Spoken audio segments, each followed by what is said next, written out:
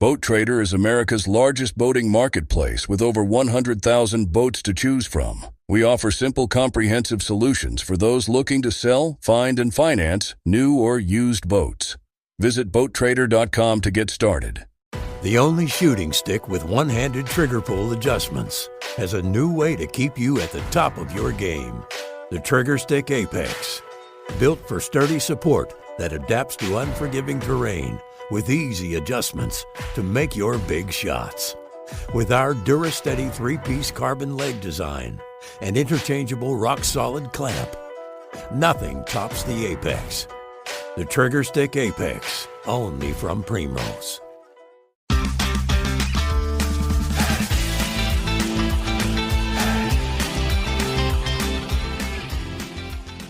Hello and welcome to the Publicly Challenged Podcast. I'm your host, Luke Oswald, and I hope you join me on my quest for knowledge to become a better public land hunter, angler, and forager. Stick with this and who knows, maybe we will learn something together.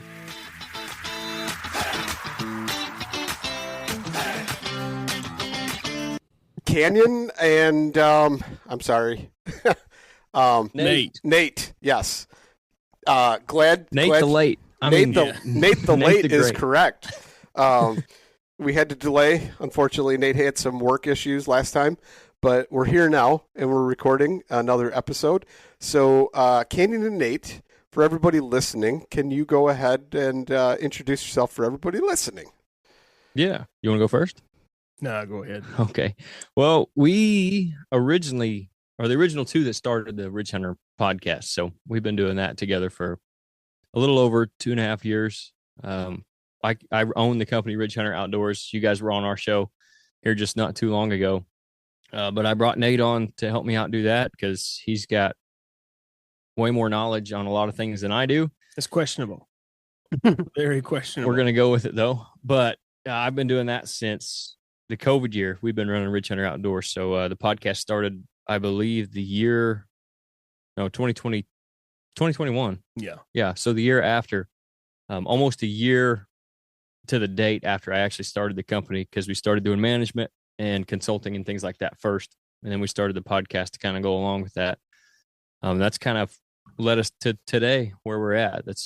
I own and operate Ridge Hunter Outdoors. We do taxidermy. We do food plot and property management. We do property consultations. We have a YouTube channel and the show that we just put out the first season last year of Fall Pursuit. And then we have the podcast, which we've been doing for, like I said, over 2 years now. So that's kind of a little bit of background on me where we're at now. Wow. That's super cool. And what about you? By day, I am an x-ray tech. I've been an x-ray tech for about 10 years. Helped my father-in-law farm close to 1,000 acres. Not too far from home here. And then if I have any time after that, I'm trying to be out in the woods, making my property better, trying to kill big deer, somewhat successful every now and then, but not super often, I suppose. But we have a lot of fun. Oh, yeah. Yeah, he's more successful than he'll lead you to believe. Okay. So being that it's summertime, and last time we talked, we did talk about some catfishing. Mm-hmm. I am super curious, but let's get to the taxidermy first, because I want to know how did that come about? You just started killing animals, and you're like, hey man, I'm going to start mounting them, and tired of paying the bill, or what? Well, actually, my dad runs a processing shop, so they just process deer. That started. There's a long backstory to that, but they used to do beef and hogs as well, but then they quit doing that when the state got pretty overbearing about a lot of things. So they just went to wild game because there's a lot less restrictions on that. So he does that, and they've done that for a long time. And my mom, when they got married, actually a little bit before that, they decided they wanted to start doing taxidermy. So she actually started doing it in the early to mid 90s, and she had been doing it since then, all up until, and she still does part of it, but all up until like 3 years ago. I think this is my third year doing it by myself full time. So all up until 3 years ago, she had done it all. And she was ready to be done with it, but it was way too much business to just let go. So I thought it would be good for me to do. It allows also allows me to do all of this stuff as well. It helps pay the bills. So it was a good opportunity for me to do something that was hunting related, like directly, and also continue to try to build Ridge Hunter with the stuff that we do there. So that's kind of how that came about. It wasn't just random killing stuff and trying to figure out how to mount it, but no, not far cool. off of that either. I guess that's cool though. That's definitely cool. One of the other things I know about you that kind of makes me think of like Andy Griffith, small town life, sitting on the couch or on the porch in the evenings and picking the guitar a little bit and singing songs too, and not bad. Not bad, I might add. It's funny you say that because I'm actually trying to work on writing some stuff right now. Like I literally just came from sitting at my kitchen table. My wife and my daughter were gone to an event, so the house was quiet. So I had a little bit of time to myself, and I was trying to write some stuff. But that's also funny you mentioned that because Nate is a 10 times better guitar player than I am. That's questionable as well. No, it's not at all. Much better guitar player than I. Oh, so you're one of those humble guys that never likes to take credit for how good you do things, aren't you? I just don't do things that well. Are you talking about Nate or me? No, I'm talking about Nate. Okay. He's like, I don't shoot big deer. I'm not good at the guitar. Clay may not play the guitar very well, but he once inoculated a guitar with what was it? Oyster mushrooms? Oyster mushrooms, yeah. Yeah. All right. Yeah. so then that was now the substrate that they were growing on. So yeah, there was a whole flush of mushrooms that actually came right out of the center hole there of the guitar. Really? So do you know what kind of guitar it was? No, I have no idea, man. I mean, it was hopefully acoustic. I think it was an Epiphone. Oh, like no, like a G5 or something. Okay. I'm not really sure. No, it was a gift for a friend, and the mushrooms weren't really growing on the guitar so much as in the guitar. So I stuffed the whole inside full of sawdust, and then inoculated the sawdust, and then they grew out of that. Nice. Well, now it's not as cool, Clay. Now it's not as cool. Totally ruined it for me. I had it in my head, and I'm thinking there's just this awesome guitar just growing mushrooms, but that would be like some, what is it? Why Jimmy Page coming to my mind, but Jimi Hendrix type of stuff. If you had mushrooms growing on your guitar, I feel like that's some serious rock and roll. If they were Hendrix, they'd be a little bit different kind of mushrooms. They might be. They might be. No, that's it's one thing that, like you guys know, you hunt and then you forage and you do all this other stuff as well, growing stuff. Like it's just one more hobby that I've got. Like I need another one, but yeah, it's a lot of fun. It's something you can kind of, like you said, the Andy Griffith, sit on the porch in the afternoons or in the evenings and play a little guitar and relax. And it's good for that. Heck yeah. Yeah. So how has catfishing been?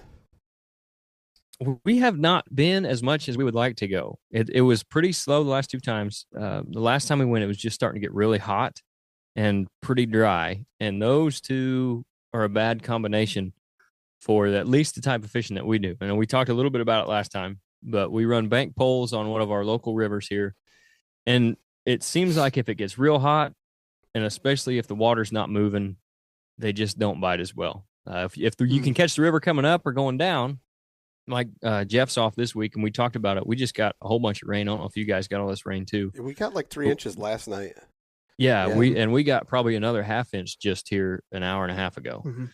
So we might try to catch it this weekend, but we'll just see how everything works out. But man, it has been so hot and so dry that like we went that one last time and it was starting to get that way, and we just didn't do very well. So we hadn't. But we are fixing to fry a bunch of fish and some shrimp, like straight off the boat from Louisiana shrimp. Straight off the boat when it got to us. We peeled it all out and froze it, and we're gonna fry it up tomorrow, and some turkey too. We got some turkey nuggets to fry up. So the fishing's been good enough that we have some to fry. It just hasn't been as good as some other years, I should say. Okay. So what do you guys fry in? What do we fry it in? Yeah. Just regular oil. Yeah, I mean, what kind of oil though? Is it vegetable? Yeah, I think so. Yeah. Oh, okay. That's a question for Dad. He's the fry man. I bet you most of the time it's a cottonseed blend. Yeah, probably. If you can't tell by looking, I am definitely in for the eating. Not don't care so much about the cooking. Yeah. I want it immediately after it's cooked. Yeah. If you, I don't. Here's something for you. If you have somebody that looks anorexic, they're probably not a good chef. Let's just go with that. You know, maybe it's a product of today's world, but I feel way more uncomfortable around people who look like they don't eat than people who look like they eat well. Well, most of those are probably vegan, and no offense to any vegan listeners that we have. You know, that's your lifestyle, and I'm not judging you for that, but I'm certainly not going that way. Right, for sure. You gotta have a good balance. Yeah. So the bank poles, though, I got a lot of questions, Canyon, about these bank poles because I've gone hard into it, and I am in the pursuit of flatheads right now. Yes. And I don't know what you guys specifically target a certain type of catfish? Are you going after flatheads, channels, blues? What are you doing? I'd like to know that. And then let's talk about your bank poles a little bit more. Okay. So as far as the species, it's generally catfish in general. So like whatever we end up with is great.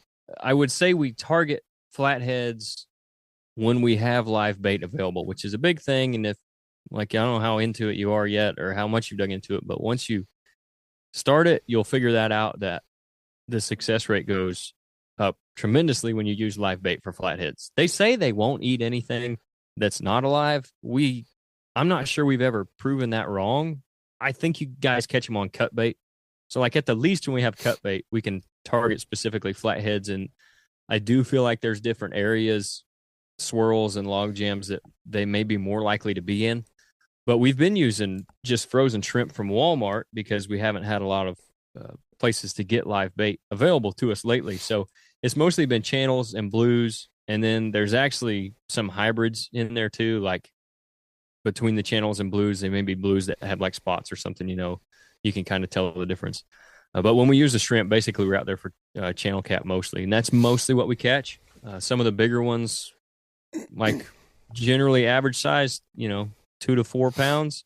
Some of the bigger ones we'll catch some, 8, 9, 10 pound channels and blues down there on the river. But yeah, that's mostly what we're out there for. Obviously we'd love to catch more flatheads because they do taste better.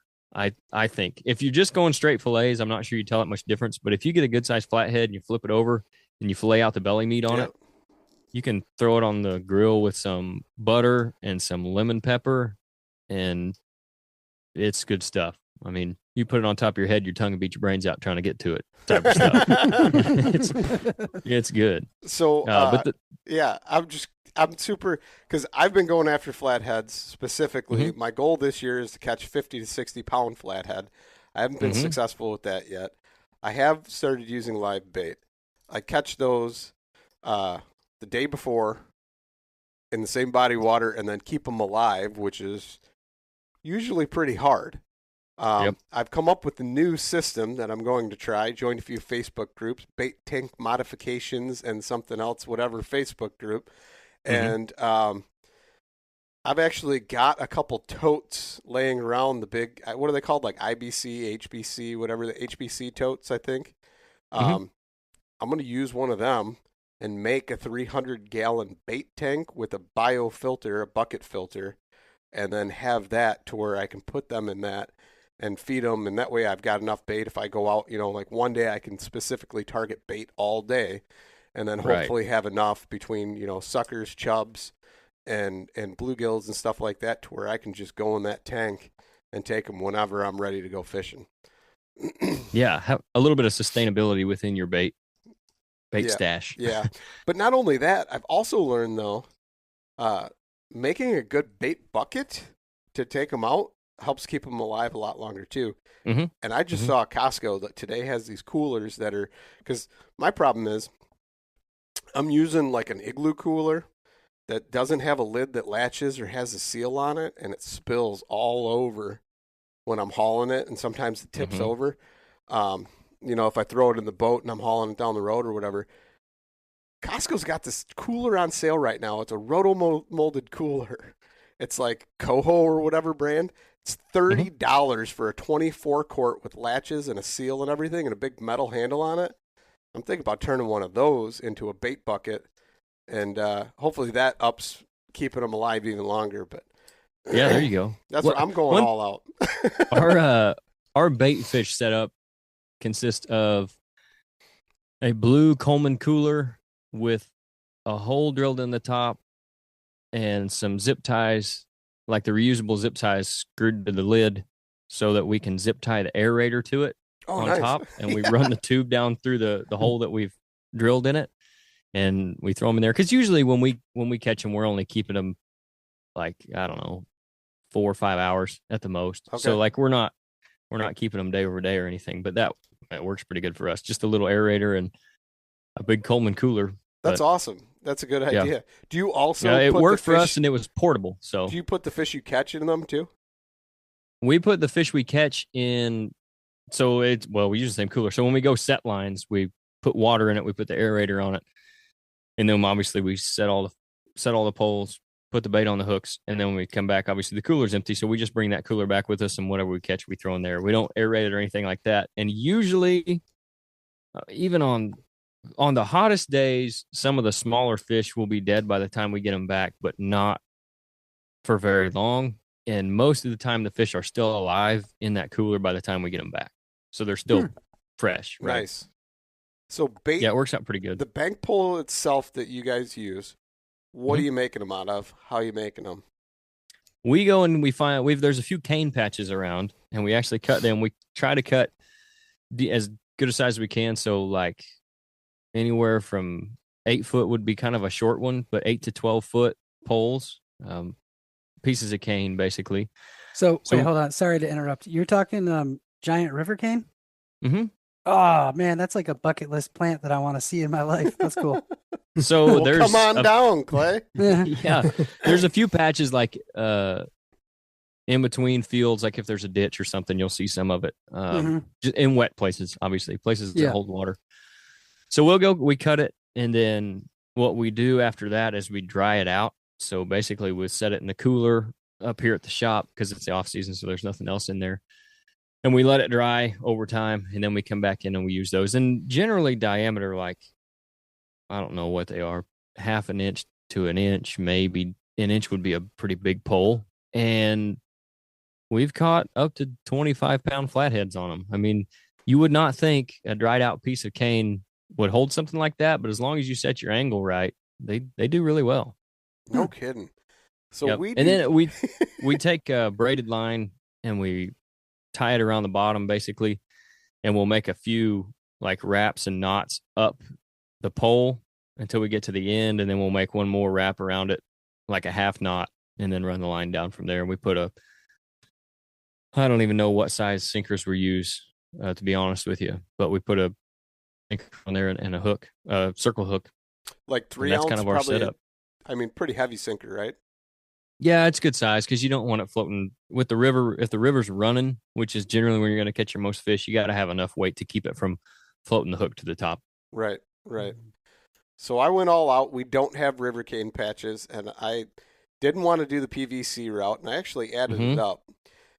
And my biggest problem was trying to find the fiberglass poles that people are using without having to order like 1,000 poles. And that's where you're at because it's all like commercial stuff and suppliers. Yep. But finally, I found one where I could order 20 poles. And I was like, okay, that's not so bad. And it was only like 20-something bucks shipping.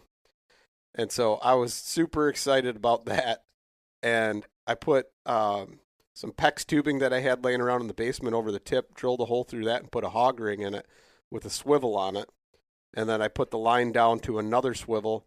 And right above that swivel, before I tied it, I put a 3-ounce sinker and then like another 3 or 4 foot leader on that with a hook. And that's what I've been using. And so far, actual weight, I've weighed a 21-pound flathead. That's my biggest yet.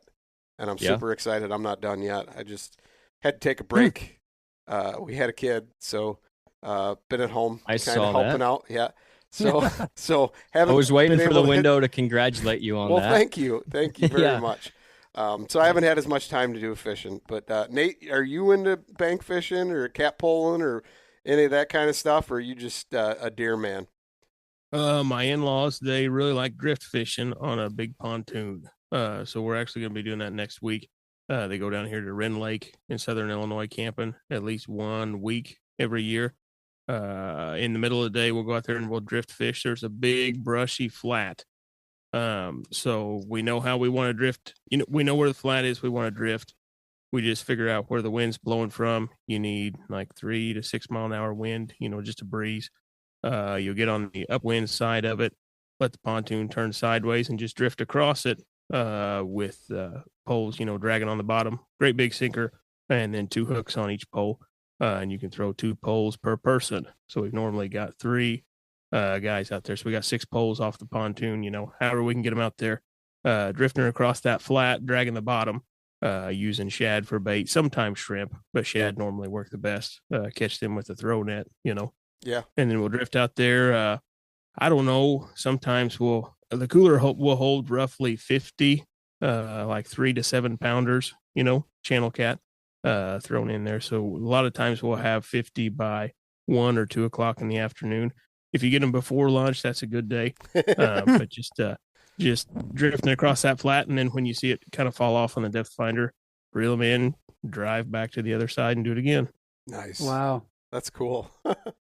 Yep, catch all we can. Hopefully 250 to 300 for the week, and then of course clean them every night, and then eat fish whenever we want to through the year. Nice. Wow. I got a question for all you guys, actually, because you're all in this state where you can do these bank poles and limb lines and all of this stuff that we can't do in Michigan.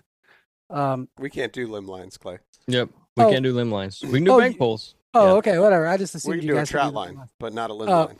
Yep. Okay, so that's not totally true. You just can't get caught.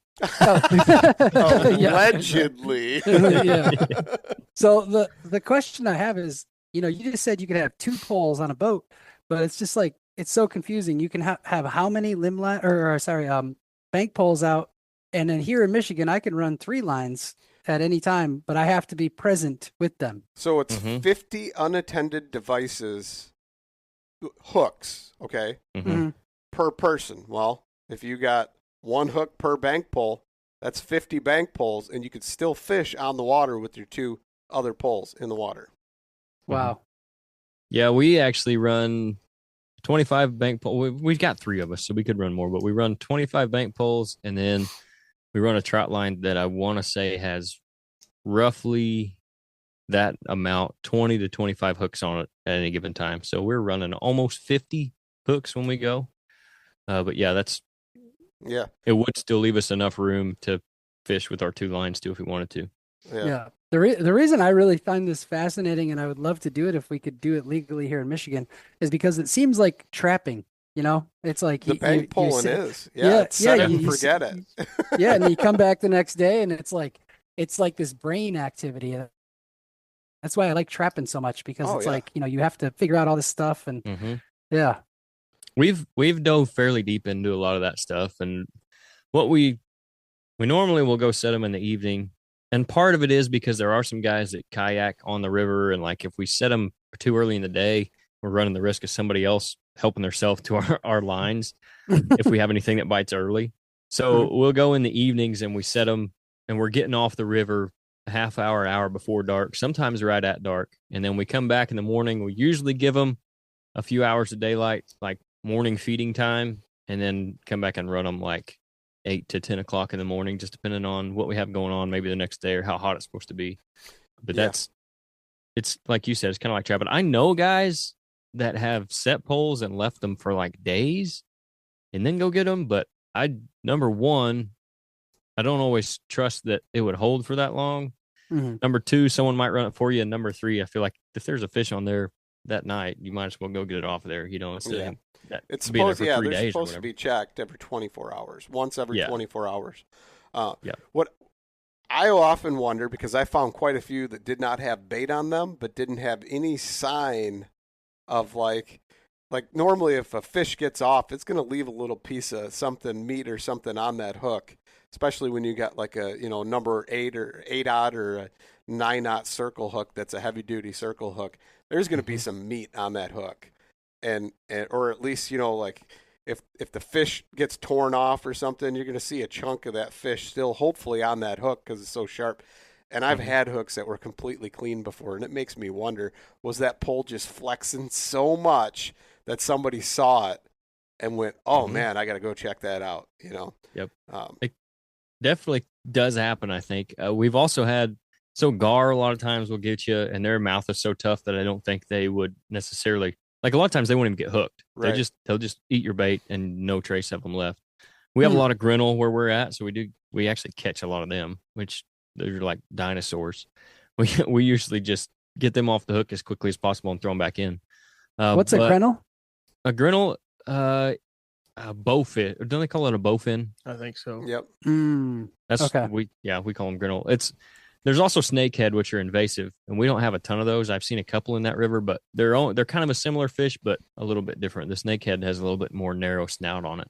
But what I was saying about the bait, the gar will clean you out sometimes without knowing you're there. And we've actually had, I think sometimes when we're using shrimp and stuff, it'll be a lot of little fish that'll come up and just eat it without being big enough to get the hook in their mouth, basically. And they pull it off, whether that be bluegill or small cats or whatever.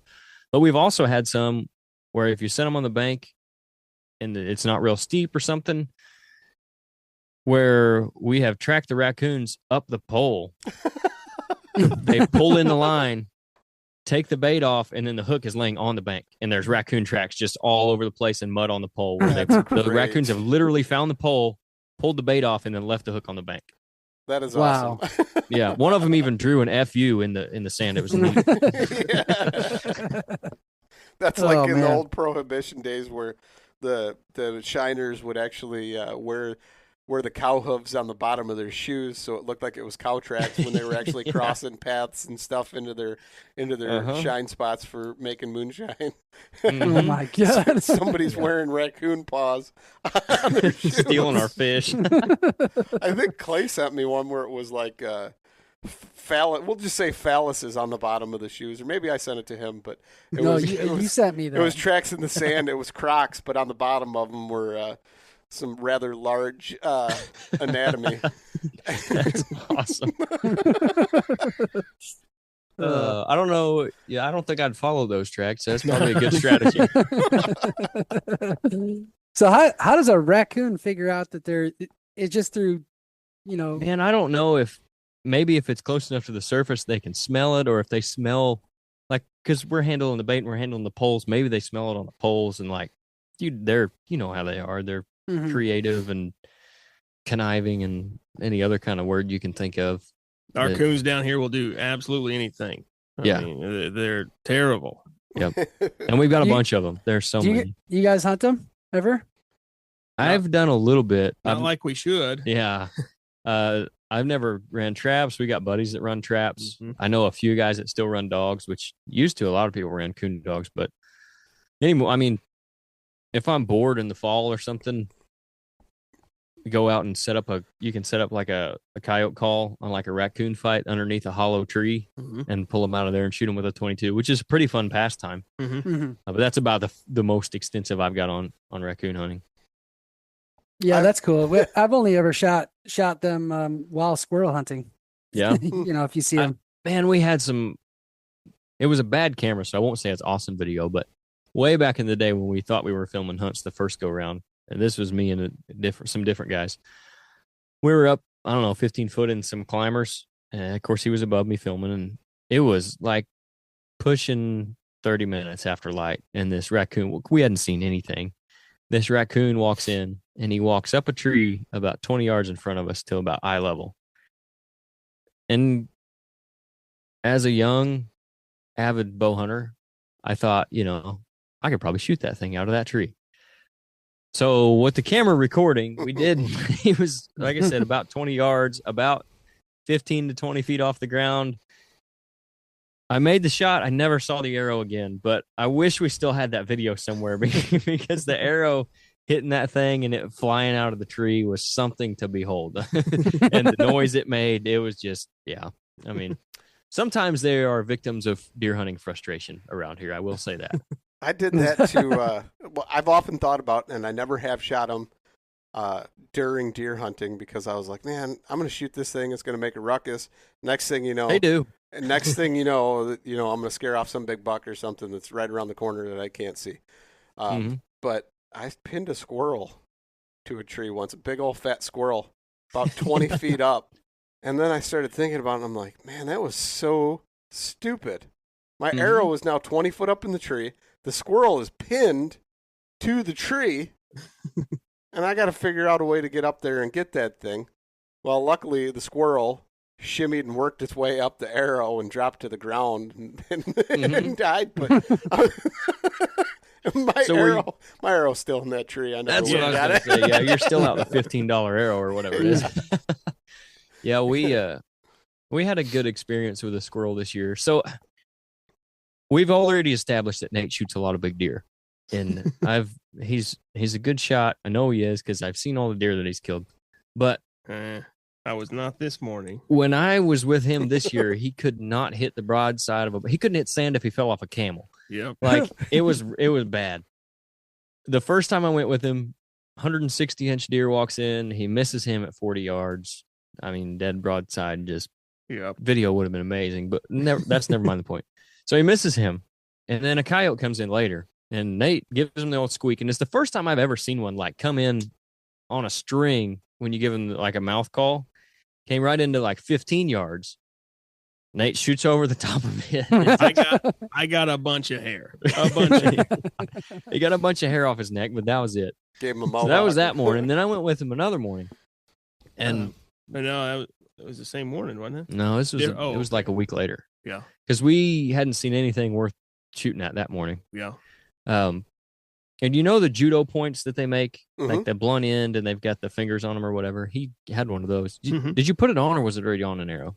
Probably already on. It was like late morning. We were about to climb down anyway, right? Go get breakfast because, as we again already established, we like to eat. Yeah. So the squirrel climbs up the tree and starts barking at us at 12 yards. I think he was 12 yards from the tree we're in, and he's sitting on this little like end of a limb that used to be like it rotted and fell out, and Nate pulled back on him at 12 yards, and it sounded like a 22 going off that judo point, hitting the tree underneath of the squirrel. And he jumped like 4 feet in the air, took off running. I got video of that one on my phone. It's one of my favorite videos from this year. And there's about half a dozen little red hairs pinned going in the hole with the arrow. You know, it pulled him into the tree with it. So he's got a little bald spot on him somewhere. Yeah. So we've had our experiences with squirrels and everything else too, but I've often wished I could take a blowgun with me into the deer stand and then use that blowgun to kill, like try and take headshots on squirrels and just kill a bunch of squirrels and then collect them all as I get down. That would be awesome. It would be cool. Unfortunately, I don't think they'll let you do that. Probably wouldn't. Yeah. They got to ruin all the fun. Well, that's what Illinois is good for. Absolutely. when it comes to lawmaking, for sure.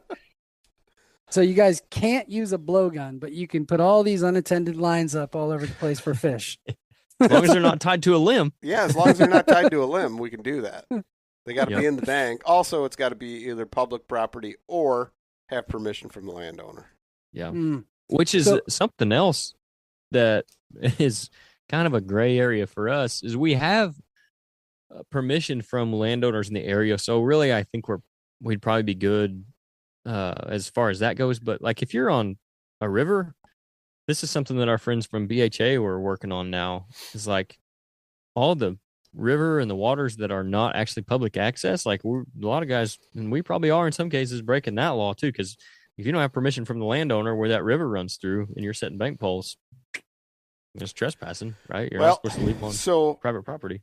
Technically, yes, navigable water has changed, right? It was like a huge landmark case, and it used to be all water that flowed was considered navigable. And as long as you didn't get out of your thing and walk up the bank, you were good. But now it's changed to where it has to be barge traffic in order to be considered navigable. So all smaller rivers and stuff are not considered navigable.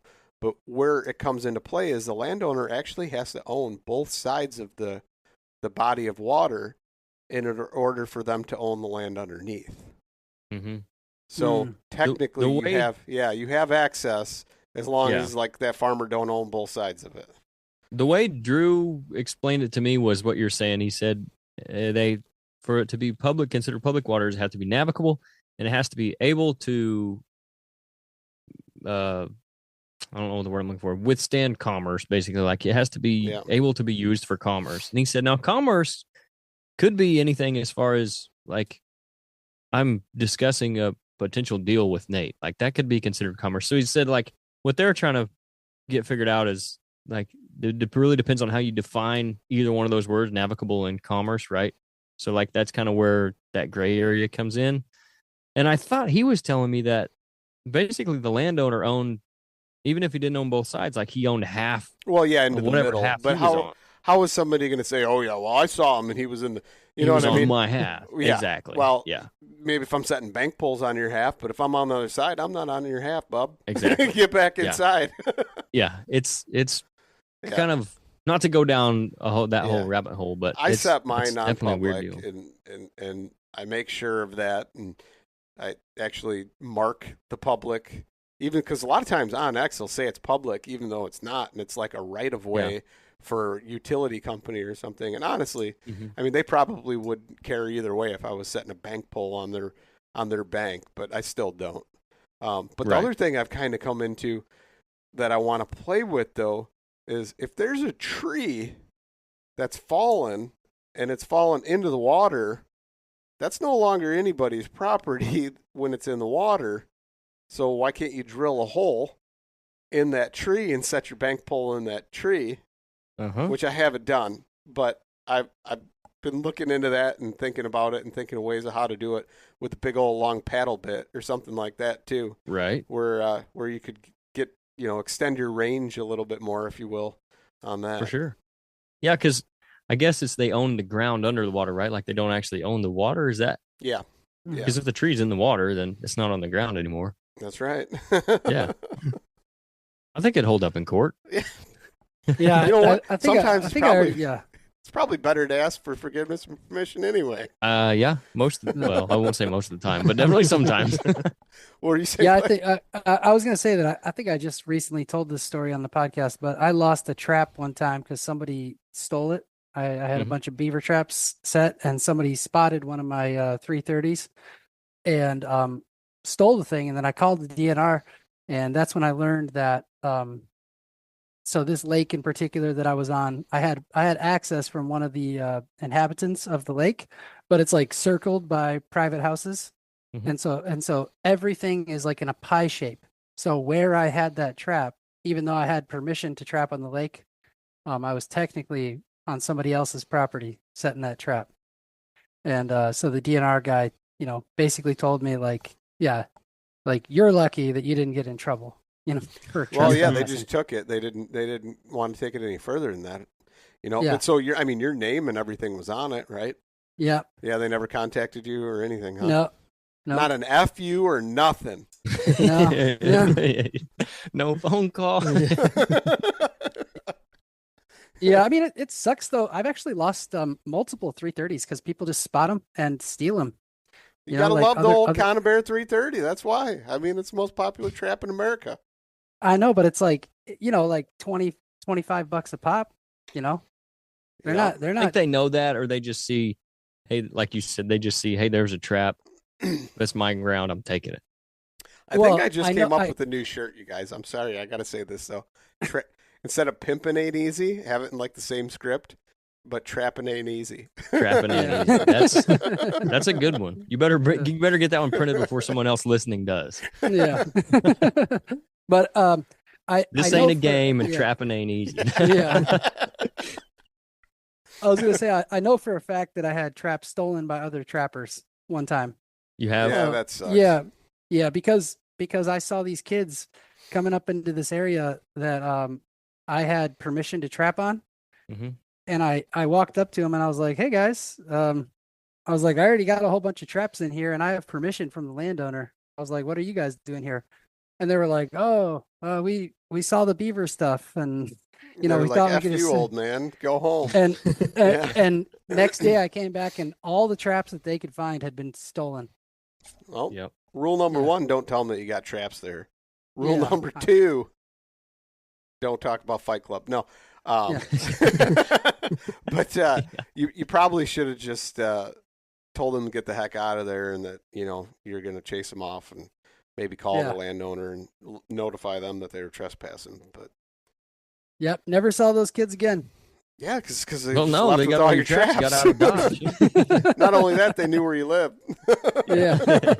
Well, no, my tags in the state of Michigan, all you have to have is your driver's license number. So that's all my tags say is my driver's license number. Oh, that's not bad. Man, Illinois, I think they need to change that too. Why can't it just be your name and phone number or something? Right. Why do they want your full address on there? It seems so silly to me. Fortunately for us, we have a PO box. Like, I have a physical address where I get mail, but like Dad and them have a PO box, so we just put the PO box on there. So at least the worst they're going to do is send us a mean letter. Yeah.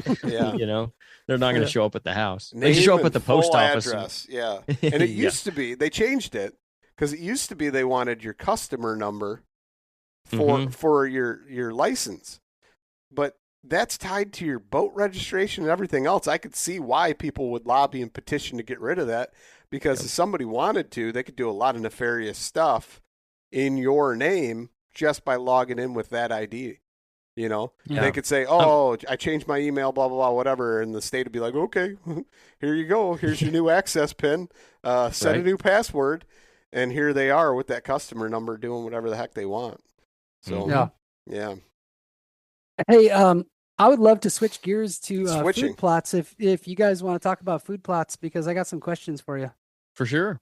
Shoot. Yeah. So all three of you live in Illinois, which is heavily growing with corn. So what do you guys do to draw deer away from the corn and into a food plot? I don't. Yeah, on private ground, what we try to do, and this is something that we talk about a lot, is the corn and beans are great, but they're not there year-round, right? Like this year, they're going to be there late because farmers are getting stuff in late. But on a normal year, you're talking like early November, 90% of your corn and beans have been harvested, so they're gone. So there are some things like certain herds, depending on what area you're in and what you have around, might prefer like a clover to corn or even beans in some instances. It also depends on their growing stage. So they're going to eat corn when it's young. Then when it gets to a certain point, they're not going to eat it until it puts ears on, right? Like they're not going to eat the physical plant. They're going to wait till it gets corn on and eat the ears, and they'll do that later in the year. With the beans, they're pretty much going to eat the green off of it until they turn yellow, and then they'll wait for the beans to dry out and they eat the beans out of them. So there are some different stages in there where you can give the deer something to come to when that stuff isn't available, which is kind of what we're looking to do both early season and late season. So like early season, you're talking when those beans are starting to turn yellow and the deer no longer are interested in them, and there's not necessarily a ton of corn available to them. They're starting to put on good ears, so they're finding that. But if you can give them a green food source to go from like those bean fields and their natural browse when it starts to die, if they can go from that to like a good clover plot or even a brassica plot or something like that, even winter wheat if you want to plant it early, rye, things of that nature. If you can give them a green to transfer to, then that's a way you can pull them off of those beans. Now they might go back to them again once they turn and dry out and go eat those beans. So then you have that stage. And then after that, once everything's harvested, that's when we really like the brassicas. If you can plant corn or beans in a big enough quantity that they will still be there and the deer won't decimate them, that's good for late season as well. At that point, again, you're just looking at giving them the most you can when they have the least available to them naturally or via those ag fields. So that's kind of the way we look at it. Like we're trying to put stuff out there that's going to be there when they don't have as much other stuff. So you're not necessarily competing with it, which is what we hear a lot of guys say, like, well, I don't do food plots or I don't plant corn or beans because they've already got hundreds of acres of it. That's great, but they only have that until a certain time. And then there's a certain period in there, which like October, into September, October, when those beans are starting to turn, that can be one of the toughest times to hunt. For sure, you hit the October lull, but if you got a good green food source for them to transfer to from those beans that they were eating, it can be a really good time to be over like a clover plot or something like that. Yep. Greens in staging areas, green plots in staging areas is about as simple as we can make it. I think that's my goal. That's my goal on all my spots. when I'm trying to put in small food plots. I do have 4 acres of corn growing in one spot. There's not any corn within, I know, half a mile in any direction, probably further than that. There's beans all around it, but that corn is fairly late. It should be really good for me. They should stay in that corn, and then, of course, feed in it. Then I've got a half acre of green on the edge of that's where I want to try to kill them, you know. But yeah, green plots in staging areas, transitioning from bedding to the ag fields is basically what we try to hit on. Mm-hmm. There's actually 2 things that he mentioned there. Like, he's got beans all around him this year. A lot of times if you have the same farmer all around you, he will plant the same stuff, like in all of his fields. It makes it easier, depending on where he's at. If it's all the same field, especially, or like the same 2 fields. So you might have beans one year, corn the next, like their natural rotation, right? So if you're on a bean year, you could plant corn, and then you've got that for them where they don't have it all around you. And then you're on the opposite rotation of the farmer. So that's a potential way for you to draw them off of that ag, like if they're preferring something else at any given time. And the other thing, like you mentioned, staging areas, if you can give them a secure place to feed, like if it's a big open bean field, the corn's different because it actually provides some concealment for them too, right? Like cover. If you get a big cornfield that's got ears on and maybe it's got some waterways in it, like there's very little reason for those deer to come out much at all. But if you can give them a place where they have a good green food source and they feel secure in the daytime, so like planting screening around it, that may be corn, it may be Sudan grass, it might be switchgrass, or maybe down off the roll of a hill and tucked in a little inside corner of some timber. Like if you can put those places, that's somewhere where you can get them to come in the daylight, like he said, staging, feed out there in the last hour or 2 of daylight, or the first hour or 2, either on their way to those ag fields to feed at night or on their way back from them in the mornings. So like what kind of greens are you guys using? Daikon, like things like that? Yeah, so daikon radishes is a big one. Purple top turnips. We use a lot of, there's a lot of kale in some of the mixes that we use. Forage rape, things like that. There's some of the big ones. And then obviously clovers. We try to use white clover as much as possible. Crimson clover is a good one too. But yeah, that's kind of the greens most of the time we're planting. And then, like I said, winter wheat, winter rye, they're great. Like if your food plot fails, I will go in and put winter wheat because you can plant them late. That's another really good green food source. Or if you have a bigger field where you're not sure you can get grains to grow, other grains to grow, like your corn or beans, you could put rye or wheat out there. And then there's a hybrid of that called Triticale, which is, it's a wheat rye hybrid that works really well too. So do you guys ever try to plant like cover crops to keep, or something that's like a nitrogen fixer that also works throughout the year at a different time? I don't know. I don't know anything about food plots. It's not really something I do, but you know what I mean? Like, is there something like that? And then have you guys looked into, like, say you've got moist areas or something like that, ever planting like wapato or, duck potato or anything like that? Like more native stuff, So the first part of that, we definitely do. Like this year, I've got everything. All of my plots are in clover. I would prefer them to be brassicas, but just the way it's been so dry the last couple of years, I know I can get the clover established based on the spring rains, and then at least I'll have something if it turns off dry. If it looks like we're going to get some rain, I will essentially have just used that clover as a cover crop because it's going to put a ton of nitrogen down in the soil. So what I'll do is I'll go spray it, work it into the soil, and then plant brassicas. And the brassicas really need the nitrogen, so it kind of works that way. You could actually, there's guys that do that every year. They'll go in and they frost seed their clover into their what was a brassica plot. They'll let the clover come up. They just get under in the fall and they plant their brassicas. So that's definitely a cover crop for that. And wheat you can use the same way, especially if you're doing beans.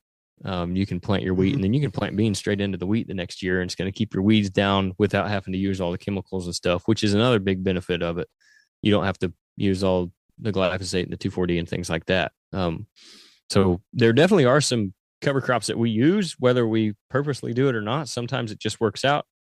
Like I said, if I have a food plot that fails, I will, like whether lack of rain or not good germination, or maybe it got a little bit of rain and it got hot and dry and it didn't grow well. Maybe I'll come in like early October and put some wheat down, and then I will just use that for a cover crop for the next year. As far as the native stuff, I haven't messed with any of it, but I definitely could see a benefit to it. Like you're saying, they make some blends, like Grandpa Ray, who we work with, he makes some blends that are better for those wet areas, better for dry areas, more shade tolerant, stuff like that. So there are some food plot blends specifically designed for that. But if a guy wanted to go that route, I don't see why he couldn't. Yeah. I just found a spot of Wapato.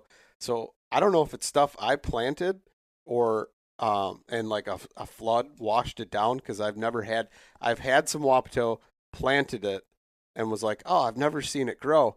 Well, I was wading the creek the other day, catch a smallmouth, and right around one of the bends, which would make sense if it flooded and washed it up into one of them bends. Now it's growing there, and it's actually established to where it's quite a bit, little flushes that are, 20, 40 heads in each little flush, and there's like 10 of them. So pretty cool, Clay. Yeah, that's awesome. But are you hoping to hunt deer over that? No, I just want to eat that Wapato without drowning in a marsh. Like, what was that, last year? Oh, yeah. Oh, dude, I almost died, Canyon, once again. Another stupid. How you know you're living? If you're not almost dying, are you really living? No, I went in and water was like a foot deep, right? And I was like, well, I got my boots on. I'm going to go, in this water and whatever, blah, blah, blah. I'll be just fine. Well, it was a foot on the surface. There was about 6 feet of muck underneath that. And I went in all the way. Oh, boy. And then I'm pushing up and getting stuck over and over. And finally I get on the surface and crawl. And I'm like, okay, it's only like 2 inches of water there. And it looks pretty solid. I stand on the solid. Well, the solid was actually just a tree that had fallen in. And I was standing on that. And once I stepped off of that, boom, all the way back in. And I'm like, it's freaking October. Sun's going down. I'm going to die. I'm going to die here tonight. Somebody's going to find me in like 3 days dead from hypothermia. And here I am stuck in this muck. Stuck in hillbilly quicksand. Yeah. And it was all because I wanted to dig up some freaking Wapato. Like, just so I could have a couple little tiny rhizomes. That's awesome. Man, I had duck hunting a couple years ago. I lost a couple decoys down the river, and it was a pretty quick current, and I didn't have them weighted properly, so I had like a couple that just went floating down, and I went to go get them, and where we were hunting over was like knee deep, but then as I walked a little farther down, I just all of a sudden just sunk into muck, and I just like I was holding my shotgun, and I dropped and fell, and I'm just like swimming, and then I just like swam to the side, freaking climbed up, and then I was like full on hunting season. A whole flock of geese flies over my head, and I'm like, oh, just like didn't even think about it. Aimed up and tried to shoot one. And right back in the water. The tip of my shotgun exploded. The barrel. No way. So, because there was like a little water in there or something. Wow. Yeah, it sucked. So it was a bad day. That's incredible. Did you get a new barrel? So what? What'd you do? What did I do? Did you get a new barrel? Yeah, I got a new barrel. What else was I supposed to do? Did it like splinter, like Elmer Fudd type of deal, or did it just like a banana, like just boom? Yeah, just totally like right at the end, just like boom, just like the top 5 inches. Little did you know, the water had nothing to do with it. Your buddies just put a 3.5-inch shell in your shotgun that was only chambered for 3 inches. Yeah, no, I wish that was the case, but no, it was just a stupid, like I don't know if you ever had like that kind of where you haven't shot anything yet, and it's like some all the time, and you're just like, God, I don't care, geese, That's one of the reasons why I'm legally deaf in my right ear. Because my buddy, same thing. What do you know about that, Nate? I don't know. When you got a buddy on your right-hand side and he's swinging real quick, and you got a duck, and next thing you know, it's right there. Bam! Yeah, I know all about that. Blood coming down. Fishing like a local isn't just about catching fish. It's about connecting with the environment and the people who call it home. It's about hearing the stories and traditions that have been passed down for generations and sharing unforgettable moments with the people you meet along the way. Fishing like a local is having an experience that stays with you forever. And with Fishing Booker, you can experience it too, no matter where you are. Discover your next adventure on Fishing Booker. Boat Trader, America's largest boating marketplace, offering easy financing and over 100,000 boat listings to choose from. Sell, find, and finance new or used boats on America's largest boating marketplace. Visit BoatTrader.com to get started. What do you know about that, Nate? Sorry about that. I rang Canyon's bell on a turkey this spring. Oh. We'd messed with him for a while. We messed with him for a while, and he wasn't that interested. We could get in a creek. We could slide off the back of the hill that we were on. We could get in the creek, work around in front of him. It was kind of brushy up there. We didn't know exactly where he'd try to pick his way through that draw. The creek was way too thick for us to try to get a shot out of the creek. But he was gobbling on his own. We had to be within range of him in the creek, and he's just out in the field. It's way too thick on the edge of that creek. So we knew we had to get up out of the creek and do something and still try to get him pulled in there to us in that draw, in the brushy stuff. We just didn't know where he was going to come through. Finally, and I'm very indecisive when I'm turkey hunting. I was like, he might do this. He might do this. I don't know. I've seen him everywhere back here. So we finally kind of decided we were going to work to the north. We were easing that way, and Canyon picked his head up and looked, and he said, he's in the brush with us. He's getting in the creek right now. And that was within 50 yards of us. We had just gotten out of the creek, and we were trying to make that move. Anyway, I said, we got to sit down and just watch for him. He's going to pop out of the creek somewhere right here because it forks. We could hear his wings. And I said, oh, man, when he flew out of the creek, we could hear his wings. I said, he's over there your way somewhere. I saw his head pop up, and I said, you got to get down. He said, I've got to try to get on him with the camera. I said, it's not going to work. And then I saw my chance, so I raised up a little bit and tried to lean as far past him as I could. Which was not far enough. It did not work at all. And I said, get down. And I said, get down as I was pulling the trigger. It was very not good. I didn't get him. He was in the brush. Yeah. Shouldn't even have shot, but I thought that was going to be the only day I had to hunt. But yep, he got away. He was just fine. And of course, he had like a humongous beard. So anyway, he's still out there. Yeah. Well, hopefully next season. So how bad was your ears hurting? Oh, he said they were fine. They weren't hurting. No, I knew they were. I give him more crap than it actually was bad. He did ring my bell a little bit, but I've been way worse. So were they ringing? The one was not ringing, but like that muffled kind of sound. Oh, yeah.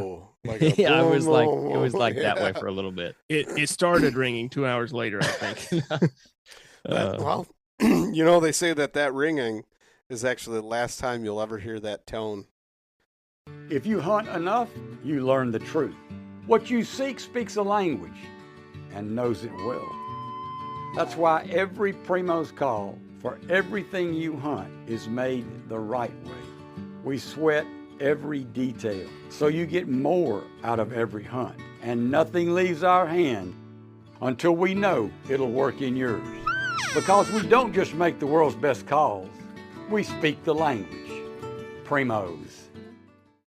Yeah, I don't know how they know that. Yeah, I believe it though. Really, as a lifetime carpenter and hunter, I have really started taking good care of my ears in the last few years because it's like I don't want to have super bad hearing, and I'm already starting to get I didn't even know that this was a thing, but it's called hidden hearing loss, and it's I can't hear people if there's like too much noise in the background. Yep. Yeah. So like somebody will try talking to me, and a car drives by. All of a sudden, no idea what that person's saying. That happens in my house all the time, and it's not actually me not paying attention. It's me picking up fragments of it and having to put it together in my mind because the chaos from all the kids, my wife saying something. All the time I'll say, why are you talking about that? And she's like, I'm not talking about that at all. I didn't even say that word. I said this. And I'm like, what? What are you talking? Yeah. Because you have to put it together, and there's so many different tones and pitches that I can no longer attenuate that it doesn't happen. And so I think it sucks. Luke, I saw you share this a while back. It said, if I ask what 3 or 4 times, don't give up on me. I'm actually trying to figure out what you're saying. Like, I just can't hear you. Yeah, true. I felt that. So Clay, or when somebody's talking and there's all that noise going on, are you the guy that just kind of smiles and nods your head, or will you ask what to find out? Oh no, I'm an honest guy. I say what? I can't hear anything you're saying. Right. You know, I was at the bank though earlier today, and somebody decided to walk right behind me and have a very loud conversation right as the teller was talking to me, and I'm just looking at the teller like I can't hear anything you're saying. Yep. Right. You know, and it's really weird though, because I don't know if it's the same for you guys. I go out in the woods and nobody's around. It's quiet. I mean, I can hear everything. I can hear the most minute little detail, and birds far away. I can hear squirrels. I can hear all that stuff. It's only if I'm in like a human setting with like all the human noises. I think you think that, and it's only because it's quiet enough you can hear all those things. Honestly, I just recently, I thought the same thing, but I'm starting to think there's still a lot of stuff I don't hear. I really do, even in the woods. Yeah. It's like I can hear everything. It's not that I can hear everything. It's that there's not as many distractions, so I can hear more than I would in a crowded urban setting that's got so much background noise going on. I don't know. I hear things all the time that like my family members will say they don't hear. That's because they don't have the same attention span you do. You know what I mean? Like some people are just wired to where I honestly think this, and I used to think that all the time, and I was like the same way. Oh, I can hear everything in the woods. I honestly think it's not that you hear everything; it's that you hear more because it's not distracted by the background noise. It's not drowned out. But there's still probably a lot that we don't hear. I'm pretty certain of that at this point in my life. And also, like, you think your buddy is the noisiest person in the world when he's in the woods in front of you. Well, it's not actually the case. It's because the way the sound travels and it hits you, it's louder than what's under your own feet because that's directly underneath you, and he's behind you, and the sound waves are traveling at you. Or he's in front of you. Yeah, that's actual facts. Yeah, I think we have an ability, like maybe subconsciously. Obviously, we don't think about it, but like our brain has a way of, like, if we're out in the woods and we're sitting, like, we're more focused. So maybe you're just paying attention more, like whether that's on purpose or not. So you do hear more stuff, as in, like, when I'm up here working at the shop, like the air conditioner's running all day, but I don't really hear it, you know, or like the car's driving by, because you're not paying attention as much. I think your mind just kind of maybe drowns that stuff out for you. I don't know. Yeah. Yeah. But your buddy's not actually as loud as you think, because you're just as loud as him. And you're the whole time. I don't know. That MFer, he is so loud. Why can't he just be quieter? Just smacking everything on the way in. And then you're probably doing the same thing. It's just the way the sound waves are traveling. I used to hunt with a guy years ago that I thought was trying to cut trees down with his climber. That's how loud he was. I had a friend that I nicknamed Wiggles McThunderfeet. Nice. Because he was so loud when we try hunting together. Like, oh my God. Yeah. I agree with you, Luke. Our body blocks so much of that sound, you know, specifically our shoulders, you know, coming up from our feet. We just can't hear it. Yep. Because it is directly under us. But then you put somebody in front of us or behind us, you're like, what are you doing? Exactly. Yep. Yeah, and you can't help but think, why are you so loud, man? Can't you be quiet? Yeah. Right. And he's saying the exact same thing about me. He's like, what are you talking about? I am tiptoeing through here. You know, there's nothing. I never tiptoe anywhere. Who am I kidding? Yeah. That something on that note, though, like we all think about like how quiet like we're all trying to be so quiet when we're going in the woods and stuff. And to me, it's like, it's not like, if you're trying to be quiet through the woods and you're making a little bit of noise, okay. Like if you're deer hunting or whatever, they hear so much squirrels and other deer and rabbits and birds and everything. Like, it's the unnatural noise that gets you. So like when your release is hitting your stand on the way up, or your bow clangs into something, like that stuff gets their attention, their ears perk up, and like that's when they really zone in on it. I think if you're walking through there and you snap a twig or something, like maybe they look for a second, but then like it's nothing. As long as your wind's fine. You know what I mean? So like even the fact that we're louder and we probably doesn't matter as much. Yeah. You know, as a lot of people think it does. Oh, I've been making a lot of noise. Like in the springtime or whatever, or going out and scouting and doing that kind of stuff. I'm making way more noise than I probably should, and end up 20 yards from a deer before it bounds off. And it's like, holy cow. Yeah, he waited until he saw what I was before he ever even took off. Yeah. If you got, I'm a firm believer. I've seen it. If you got the wind on a deer, like if you're coming up behind them, you could about walk up and pet them before they really care. Like as the sound gets louder, they might start paying a little more attention. But like if you got the wind, you're in really good shape. Yep. It's 2 of the 3, right? Isn't that what we talked about last time? Didn't we talk about that when we talked about Clay's story? You got to have 2 of the 3, and you're normally okay. Mm-hmm. Yeah, we did talk about that last time. Yeah. I still think that sometimes you ever see them, I'm sure you guys do because you got a lot of turkeys, right? Turkeys and deer being buddies together. Mm-hmm. That's the lethal combo, man. Hard to sneak up on them. Yeah, well, the turkeys can see and the deer can smell. That's what we always say. Like if turkey could smell like deer or deer could see like turkeys, you'd never kill either of them. Like there's just no way. No shot. Yeah, no, I had that one morning, and I'm like, dang it, that deer is gonna smell me. I am right upwind of him, and he was in the field feeding right with the turkeys, and I'm like, oh man, what am I gonna do here? He didn't care. He was like, whatever it was, that deer kept feeding and worked his way towards me until he was like 40 yards from me. And then he just kind of turned and walked off once he finally did smell me. Didn't like super spook them. And it's almost like they know when they're being chased or pursued or gonna, you know, like it's hunting season.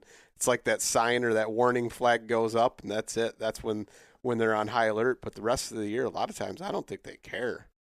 Yeah. Yeah. And that's with different deer herds too. You'll see that like ones that have been hunted a bunch, they won't take like as soon as they get a sniff of something, they're gone. Right. But if you got a herd on like, I don't know, several hundred acres, 1,000 acres of private ground that they don't really know you're hunting them that much. Like they might smell you and not think much of it. Or even if they do, they might be cautious, but they're not just busting out of there. But yeah, that's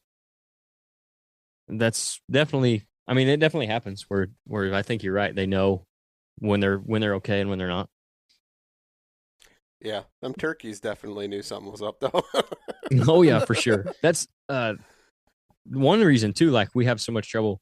Like people don't hunt turkeys out of a tree stand or whatever. Like if you're bow hunting deer and you have one come by and you try to shoot it, and like as soon as you move, they're gone. They say is because when they're born looking up because a lot of their predation is like hawks and stuff like that. So that movement from up above them, like they're just constantly monitoring that, like it's embedded in them. So it's a lot harder to kill one from an elevated position than like if you're on the ground. You can get away with a little bit, but and there's also I've never killed one from in a tree stand. I've never even had the opportunity, but I've climbed out of a tree stand and walked over to them because I saw them and got, I was 60, 70 yards away from them. Climb down and walk up to them, 25 yards and put an arrow in them. Yeah, for sure. Can you guys do fall turkey? Yep. Oh, okay. Yep, we can. You can get a permit with your deer, separate turkey permit with your deer permit, and then you can shoot them all through the fall with your archery equipment or whatever. And then they actually do. It's cheap. Yeah, it's $5 to get it. And there is a shotgun fall season as well. It's about 8 days, mid-October. Yeah. See, I didn't know that, nor have I ever applied or tried to do that. I have not either. But turkeys are hard to hunt in the fall. Yeah. You're basically deer hunting. Yeah, they're grouped up tremendously. Isn't that a typical? You can shoot any bird in the fall, hens as well. Isn't that typically a lot of bird hunters will use their dogs to break up the pack of turkeys, and that's how they get them? I don't know. Don't think that's legal in Illinois. I don't know. Oh, so like they hardly want you to use. There's probably places where you can do it. So yeah, it's a traditional like way. They used to have dogs, send them in, break up the whole pack. They all go scattering, and then you make little turkey hen calls, and then the turkeys come back to your call. That would be a good way to do it. That totally makes sense. I don't know, Clay. Train Murphy so he can go and we could do that this fall. Yeah, where I live, we don't have a fall turkey season. So, but in southern Michigan, they do. Hen of the woods and turkeys, Clay. There you go. Yeah. Mm-hmm. So actually in Missouri, I got some family over there. They will give you a turkey permit with your deer permits in the fall. Like you don't even have to buy it separately. You get a turkey permit when you get your deer permits. That's a lot of states. I think like Arkansas, when you buy your hunting license, you get like 3 deer. The only thing you don't get is like large animals like a bear tag or something like that. That's separate. But like in Arkansas, if you buy even the sportsman's combo license or whatever, you get like 3 or 4 deer tags right off the bat and a turkey tag with it. And it's like, wow, that's pretty cool. How come we don't do that, you know? Yeah. Yeah, and when you go out west, it's either Idaho or Utah. They also, one of those states has like a big game permit, I want to think, and you can hunt you can shoot, I think it's maybe black bear, mountain lion, mule deer, or like a whitetail, all off the same permit. I think Idaho does have something like that. Yeah. That's what I was thinking. It's either Idaho or Utah one, but it might be Idaho. And then Colorado, they're so overrun with bears that it's like they're practically giving you buy one tag, you get one free. Yeah. And it's like they're like, it's here, like $50. kill these things. It's like, oh, you got an elk tag? Would you like a bear tag too? Here, $50. You know what? We'll give you a second one for free. Yeah, here, take a bear tag. Please kill them. Even though now I think that's changing. Like they're going the other direction, kind of the Washington direction, which really sucks that they're trying to pretty much just get rid of hunting and let the wolves do it. Yeah, that they release. That's what I was going to say. They're going to have a wolf problem at some point that they're going to want people to take care of. But no, I think they just want to let it happen, and it's sad to see it go that way. It really is. It is. And they changed the laws, so now 2025, you no more over-the-counter elk tags in the state of Colorado too. No kidding. Which I mean, one, I understand the Colorado is super crowded, whatever, but I still know people that like every year I talk to somebody that went and got an over-the-counter tag, and they're still killing elk. It's I think it's honestly effort that you put forth to doing it and commitment to it. But you got all these people complaining about how crowded it is. I got a friend.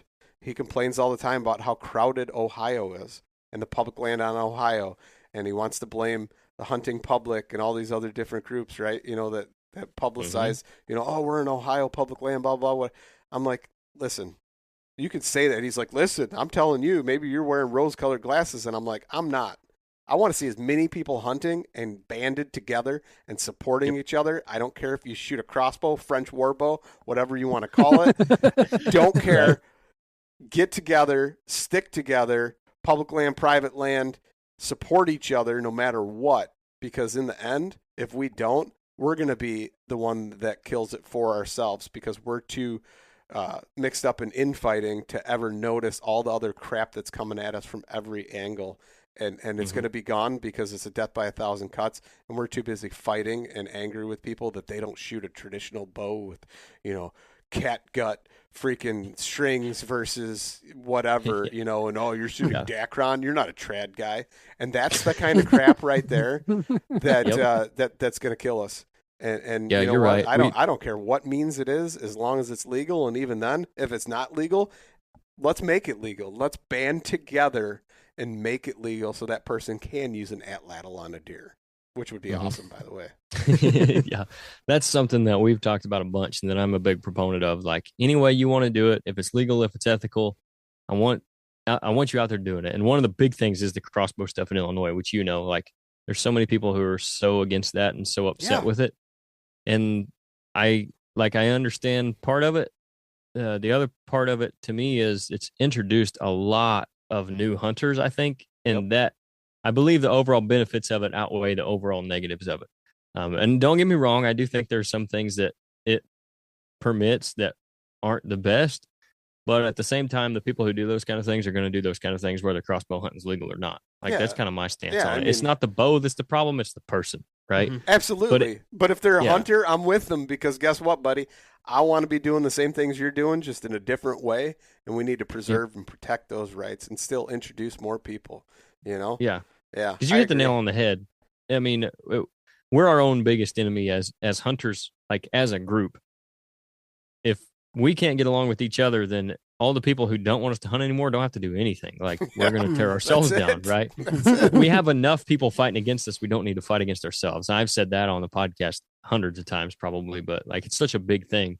And even like this stuff that you see, for instance, in Illinois, they're working on getting rid of any kind of hunting competitions for fur-bearing animals, right? So like the coyote competitions, the raccoon competitions, that would even, the way I read it, like our big buck contest that we do every year, like that would be illegal by letter of the law, right? Oh, man. So like all that kind of stuff. Wasn't there one like where it's like teams and it's like the Major League something? It's like Major League Baseball and there's like teams and then those teams compete for scores, like overall scores and stuff like that. I don't know how it goes, but I thought there was one that was something like that was here in Illinois, and it seems like a big deal and a lot of money on the line too. Like, yeah. That's one thing about Colorado too that I would think would hurt them is, you know how many millions of dollars that those over-the-counter tags bring in? Absolutely. Every year. Oh, and yeah. I'm not just talking like, obviously we're not just talking about the money they're spending on tags, but that's a ton of out-of-staters that are coming in and spending money in your economy on travel, food, places to stay, like all of that stuff is bringing money into your economy, and you're just going to get rid of it. They said they do not care that they make enough revenue year-round on tourists coming in and doing other activities other than hunting. This is per like the meeting notes that were taken. And that's what it was said, and you know, in the comments. And and if man, I agree with you though. I mean, not only that, but so they were complaining that it was like, I think 3 times the amount, and it's not that they were allocated to, but it was the amount of tags that were sold were 3 times the amount of the resident versus non-resident. So non-residents bought 3 times more over-the-counter tags than residents. Yeah. Well, I don't doubt it. You know, whatever. That's still 3 times the revenue. That's stuff going into different funding that now they're going to have to find another way. And what's funny though is, so Colorado a long time ago said most of that money from the marijuana was going to go into schools, and they were going to education system, especially rural schools that didn't have as much money because they didn't have as much tax revenue. Well, now all these dispensaries everywhere, all that money was supposed to go. Well, here's the caveat. Schools get federal funding. So that's federal money, and now you've got money that's illegal money because marijuana is not legal, so they would be ineligible for the federal money, which is still probably more money than they would get from the legal marijuana.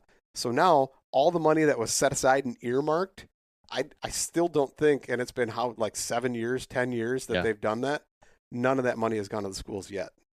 Yeah, that's the way it works too. And like all this money that they're going to be losing, that they're saying they're getting from all the other activities, they won't balance that out by like cutting spending on something. When they finally realize that they missed that money that they had, they're just going to raise taxes. Like that'll be their plan. They'll find another way to get money from their constituents instead of realizing that they created the issue and like cutting spending or maybe bringing it back. Like that's not going to happen. They're just going to end up needing more money, and they're going to get it somewhere. Yeah. I mean, if it was my thing and they really wanted to do that and they wanted to limit the amount of people or something, make it to where they can go online and buy an over-the-counter tag rather than have to drive to a Walmart or whatever in that state and put a cap on it. You know what I mean? If you really want that, put a cap on the out-of-state over-the-counter tags to where when they're gone, and you can't get one.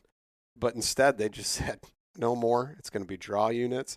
And honestly, what's crazy is even though I think they may still keep the over-the-counter for residents, but most of the units are switching to be a draw unit anyway, which maybe will benefit the elk herd, but the numbers don't lie as far as elk herds, and unless they're fudging the numbers because it's so much money. And I'm not saying that doesn't happen, because unfortunately it does. But from the numbers that they have, most of the herds are pretty well established, and the numbers are healthy numbers to where you wouldn't have to worry. So I don't know how that's going to pan out, what it's going to look like. I know it's going to definitely change the future for me as far as elk hunting. You know, but it's interesting to see how it's going to pan out within the next 3-4 years. For sure. Yeah, that changes things for me too. And I think a lot of people, because that's where automatically you go kind of get your feet wet in Colorado, because you can do it over the counter. You don't have to draw for anything. And what is it though? The White River National Forest or something. The White River herd's like the biggest. I think it's White River, White something or other, is the biggest elk herd in North America. Yeah, and it's in Colorado. That's what they claim. That's in Colorado. Throughout all of this over-the-counter stuff. So I don't know. It'll be interesting to see. They're making their own bed, and they're going to have to sleep in it when it comes to a lot of things out there right now. The unfortunate thing is we start to see that stuff creep its way back east, and then it ends up, some way or another, some version of that we'll have to deal with. Well, that's so my buddy, and this is the first thing that popped into my head is, okay, Colorado's been complaining for the past 10, 15 years now about these over-the-counter tags and everything, and finally something has been done about it. Well, now, you got people like my friend that's in Ohio, and he's continually complaining about, the public land's too crowded, whatever. What if they change the tag system, and now it's like, okay, you can get a private land tag because you got a lease or you got a friend or whatever, but you want a public land tag, you're going to be like Iowa now. And you're going to have to go through 3 years of a draw, and if you draw one, you don't get another one for 5 years, minimum, Yeah. And that's going to change the game.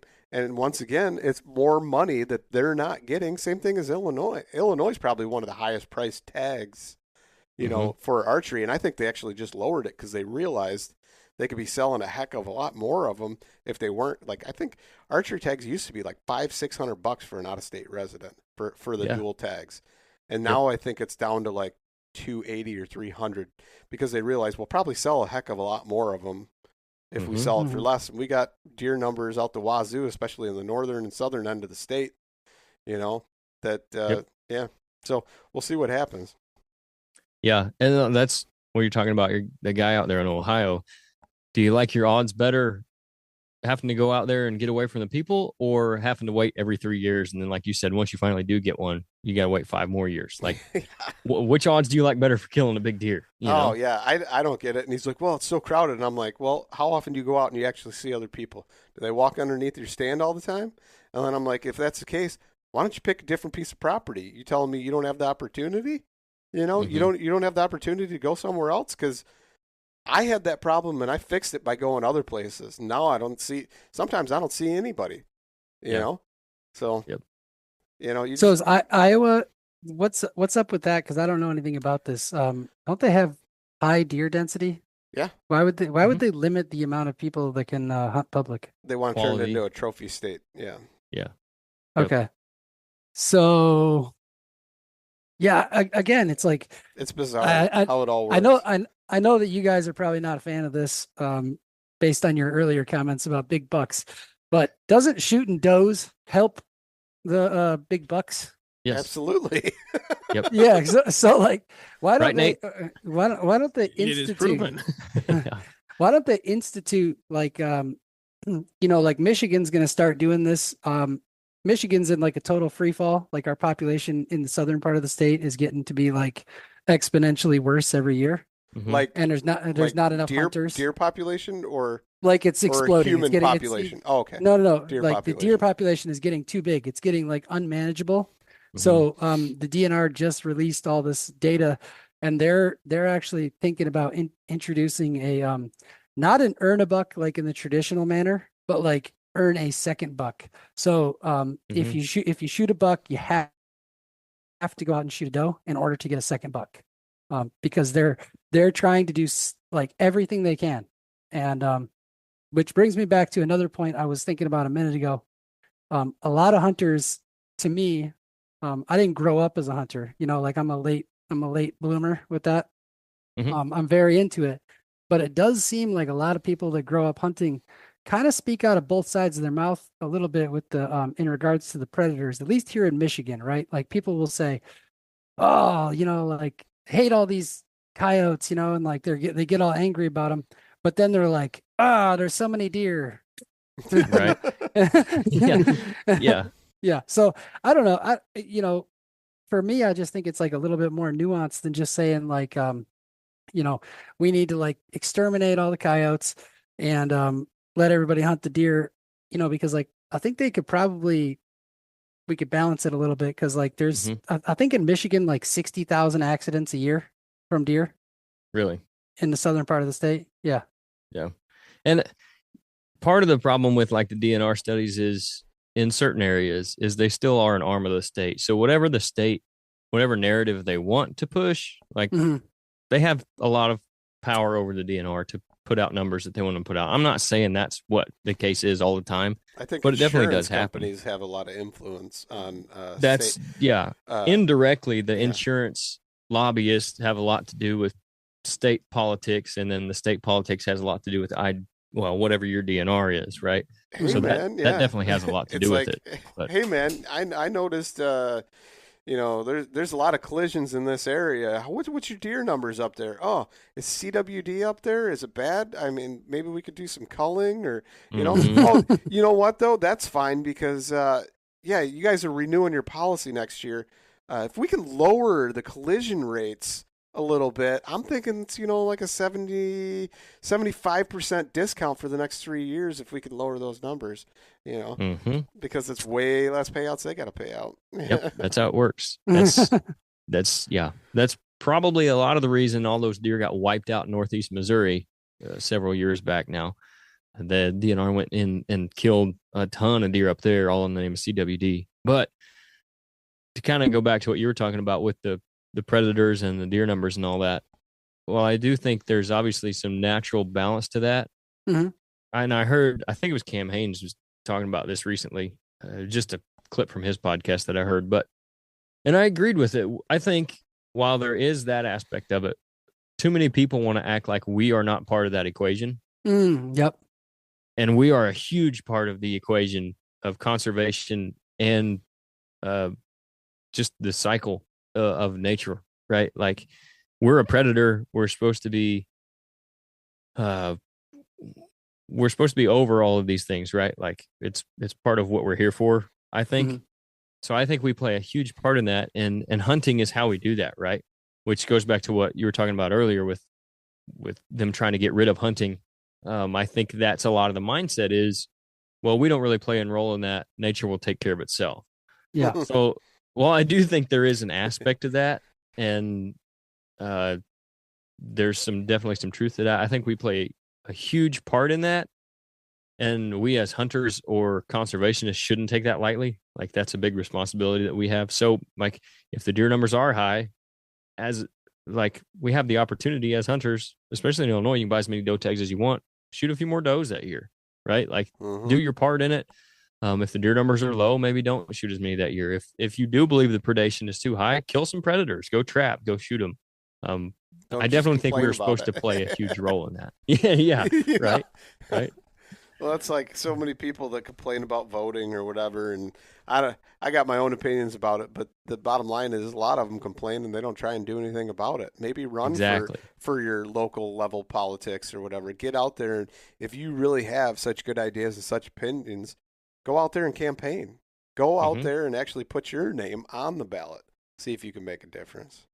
Yep. That's something that I try to do is, if I'm going to complain about something, I want to offer a solution to it, right? Because in today's world, so many people, like you're saying, are just complainers, and they complain about everything and they never offer any solutions, or they don't want to be a part of the solution. So if I've got something that I'm going to complain about, I at least try to have a solution in my mind, or something that I think would help. You know what I mean? Like, I think that's the way we should probably try to go about it anyway. Absolutely. Yeah. Nate, for the longest time, I couldn't tell if it was motor oil or barbecue stain. Yeah. And I realized it's just the shadow of the microphone. I saw that earlier. I was like, yeah, I do look this dumb, but it does happen to be a shadow. Nice. I just had to throw that out there real quick. Yep. But I think what we talked about is a good kind of end of the conversation, and you tied it together perfectly there, Canyon. And Nate, just a little comic relief, unfortunately at your expense, but it was. I knew it was the microphone after about 20 minutes of talking, because you didn't move at first, and then once you moved, it moved with you, and it was kind of like, okay, yeah, that's just a shadow. Yeah, it did kind of look like an oil spot on the camera there. Yep. But anyway, you guys, where could people find you? Listen to the podcast, all other kinds of content. You talked about the YouTube and all that kind of stuff. Where can they find all that content? So if they thoroughly enjoyed this conversation, they want to hear more of you, see more of you, where can they do that? For for sure. So we're Ridge Hunter Outdoors on Instagram, Facebook, and YouTube. Those are the 3 big ones that we use as far as that goes. And then we do have a website, ridgehunteroutdoors.com. And the podcast is Ridge Hunter Outdoors podcast. You can search Ridge Hunter Outdoors and you'll find it. One thing a lot of people do mess up, which is partially my fault, I shortened it on some of our stuff to RHO podcast. And if you search that, it doesn't always pop up. So Ridge Hunter Outdoors podcast.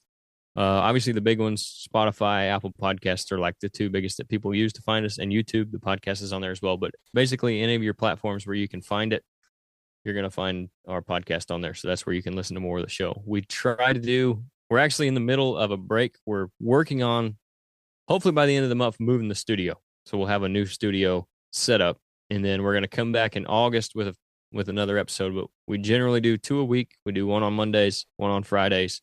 Friday's a shorter episode. And then we did a spring turkey series this year on YouTube. We did Fall Pursuit last fall. We're going to have season 2 of that coming out this year. It'll be, again, roughly 10 episodes, semi-live show. So whatever we got going on, you'll see it kind of as it happens. Every Tuesday, we'll put out episodes on that. And then right now we've got our vlog series kind of going on the YouTube channel. So they can check that out, Ridge Hunter Outdoors. That way you can keep up. We've got different projects going on with everybody with food plots and habitat improvements and things of that nature. So all that's going up on the YouTube now. And then again, the podcast will be back in August. So I'm on Instagram, Canyon Clark 1, I believe. Nate's is in Burgess. Couldn't tell you. 2722, I think. That's how much he uses it. We need to get him more followers. He's a very marketable guy. Yikes. Yikes.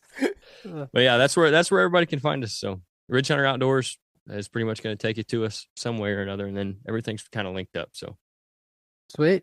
It was fun talking to you guys. This was It's always fun, guys. I appreciate it. Thanks for having us on your show. Yep. I'm sure we'll have you guys back on ours at some point too. So awesome. Great talking to you guys. Yep.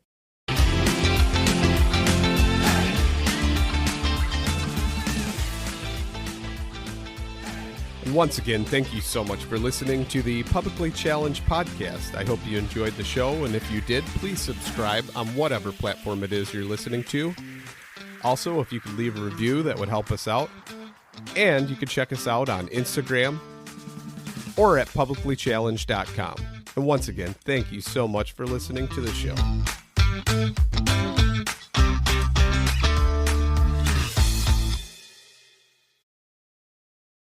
In Wild Country, rules were not created by man. Don't miss Wild Country, Wednesdays from 7 to 11 p.m. Eastern. Presented by Primos. Speak the language. Waypoint TV, the destination for outdoor entertainment. Join Waypoint TV's Great Outdoors Month celebration, presented by Battery Tender, every Tuesday and Sunday in June from 7 to 11 p.m. Eastern. Enjoy fishing and hunting content that will inspire you to get outside, but also to take action in preserving the land and water that allows us to do what we love most. Tuesdays and Sundays in June starting at 7 p.m. Eastern on Waypoint TV, the destination for outdoor entertainment.